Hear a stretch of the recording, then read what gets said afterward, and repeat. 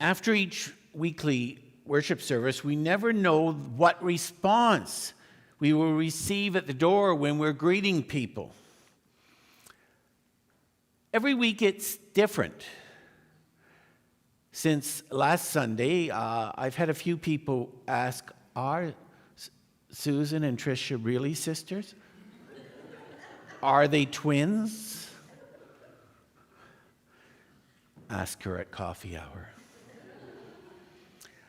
A lot of other people talked about their ancestors.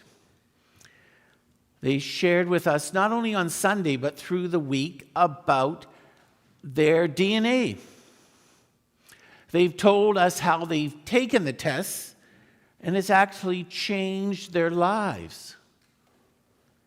Many of you have researched your roots. Maybe you've even done a DNA test like 23andMe. This test provides information about your roots that you won't find in a family history. It tells where you came from over the generations and how you are connected to others who've done the test before you. Earlier this year, I was contacted by a genealogist researching one part of my family roots. And they were writing a book about them. And that was a surprise to me. I really didn't know that part of the family, but I pre-ordered the writer's book, expecting something maybe the size of our photo directory that we're currently taking photographs for. When it arrived, boy, was I surprised. It's thicker than the Bible. I learned lots about ancestors I knew nothing about before it was published. Interestingly enough, it turns out that Linda and I may be distantly related.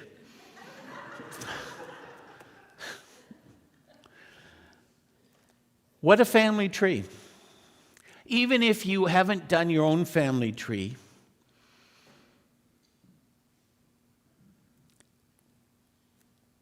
you're part of a much larger family tree. A diverse and gifted and blessed family tree here at Walton. You think of us as a tree, and the tentacles, the branches, go out and touch so many people. And together we bring our stories, our history, our experiences, our gifts, our talents, our treasures together to create this family. Do you know that we share the same DNA? 99.9, it's the 0.1 which makes us unique. At Walton, our DNA is shared faith, values, and a sense of community we have in common. And they're deeply rooted in Jesus. If you think of a family tree, they're rooted in Jesus. The individual uniqueness of our DNA is how we participate or contribute our time, talent, and treasures. And it's critically important. Tricia shared a message today, Susan last week, and we give thanks for the stewardship leadership. Every congregation has a different DNA. Up in Northern Ontario, when I served two churches at the same time, 7 miles apart, one at 9:30 and one at 11, and though they had a lot of similar family relatives and history, they had a different DNA. Yes, there was worship of God in the sacraments and singing and praying and reading the Bible, but beyond that is this a distinctive DNA. As Paul said in that Bible reading Rachel read, in this way we are like, I'm quoting from last week's reading, so it was a different reader. I'm quoting from last week's reading. In this way, we are like the various parts of the human body. Each part gets its meaning from the body as a whole, not the other way around. The body is talking about being part of Christ's body, the chosen people. Each of us finds our meaning and function as part of this body. And it talked about the individual parts of the body, and by themselves they are useless unless they connect as the total body. Today we talk about the DNA of Walton.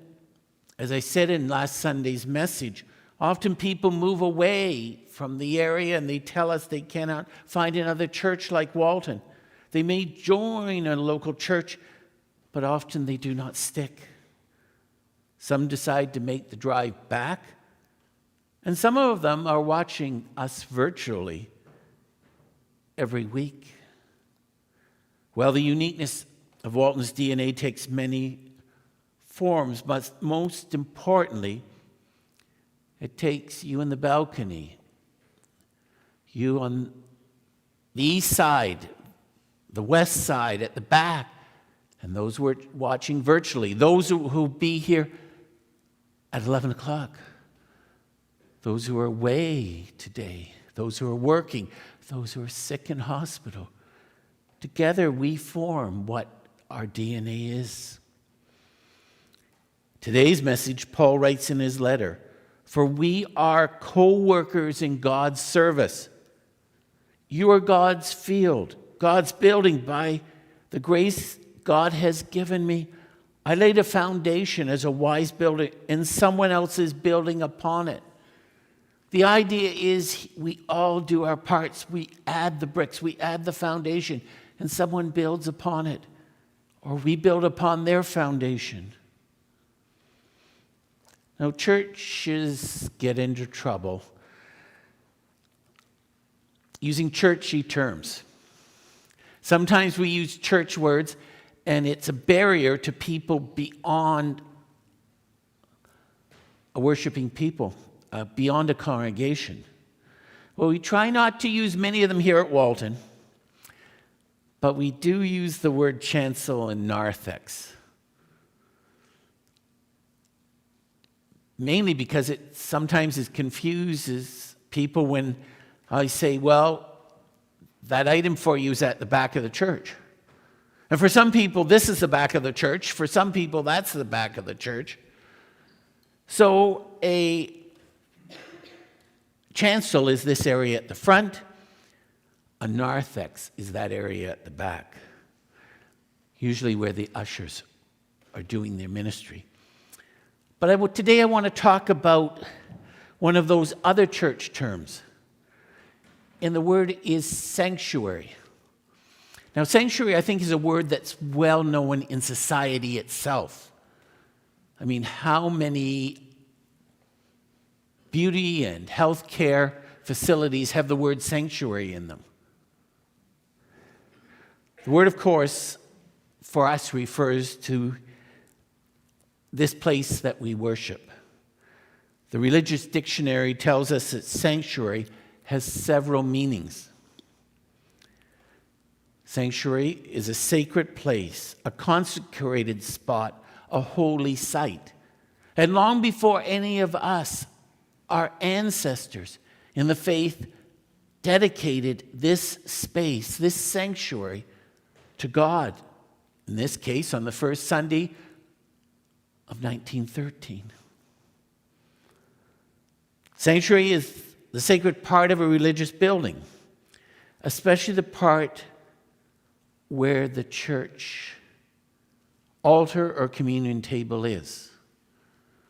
So we could talk about the church sanctuary being the whole building, but we can also talk about the sanctuary being right here and where the altar or communion table is. A sanctuary is a place consecrated for the worship of God, where divine service is performed. It can be a church, a temple, another place of worship. And that's what we are here doing, worshiping. Though this actual room, if you will, is used for a lot of other purposes. But the final definition of sanctuary is what I focus on in this message. It's a sacred place, never to be unbroken as an asylum for the soul. It's a place of refuge and protection for the soul. It's a shelter, an enclave, a haven, a mooring, an abode. Not just at 9:30 and 11 or 10 o'clock, but throughout the week. During COVID, many people would come to the door and say, "Can I come up and just spend time in the sanctuary?" They just needed to be here. My prayer and the prayers of so many others in the congregation that Walton will always be that sanctuary. And this is what the fourth and final definition talks about.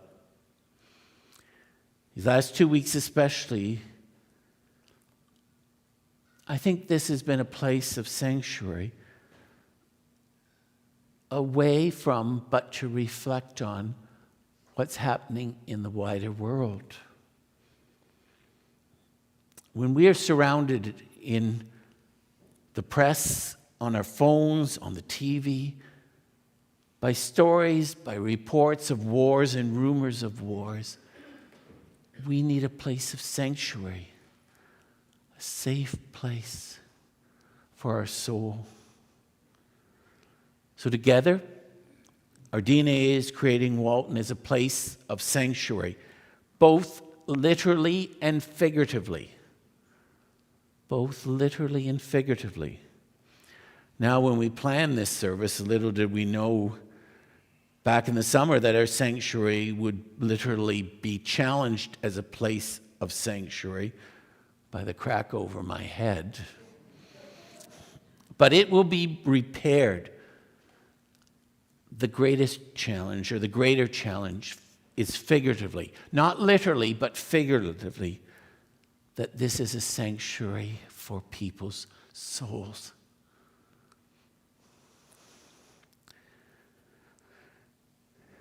Did you know that October is National Clergy Appreciation Month? I'm not promoting it, okay? And part of it is called Buy a Beer for a Priest Day. I'm not making this stuff up.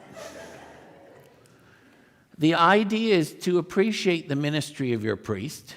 And while I would say I have a priestly function, especially in baptism and Holy Communion, I don't see myself as a priest, more of a pastor.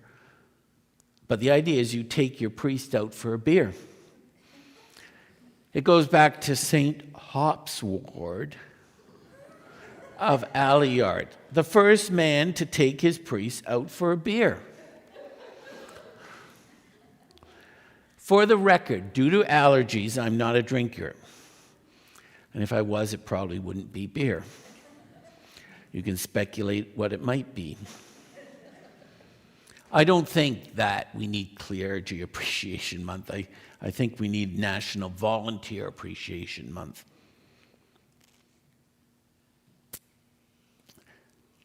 We need that month to thank people for their ministries, 7 days a week.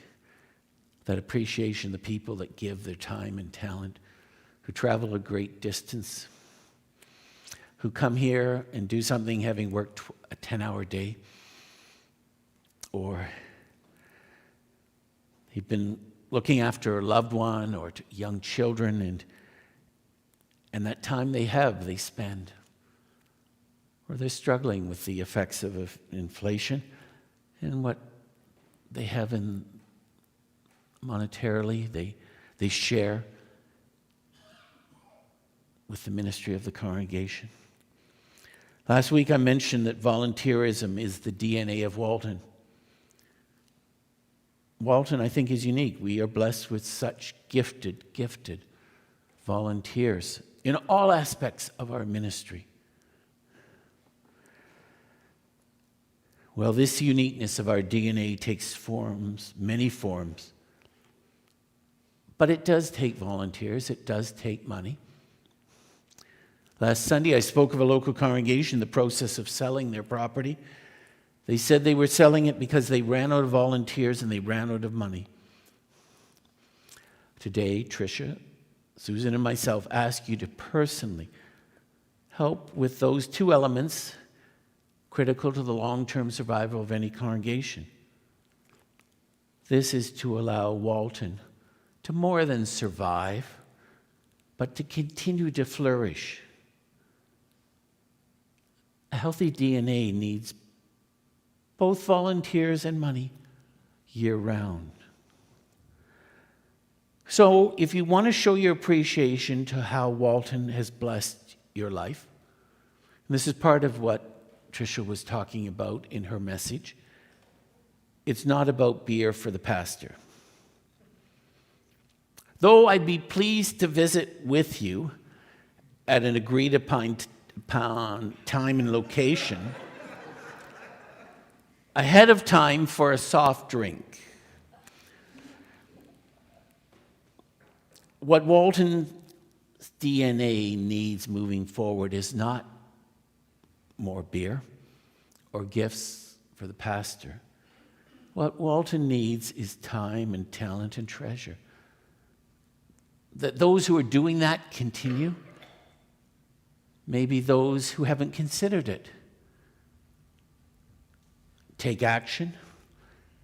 Maybe those who could do a little more may reflect on that. It is appreciated, whether it's something very public that everyone sees or something that continues to make Walton function, but it's only something that one or two or a small handful of people are aware of. That is what we appreciate today.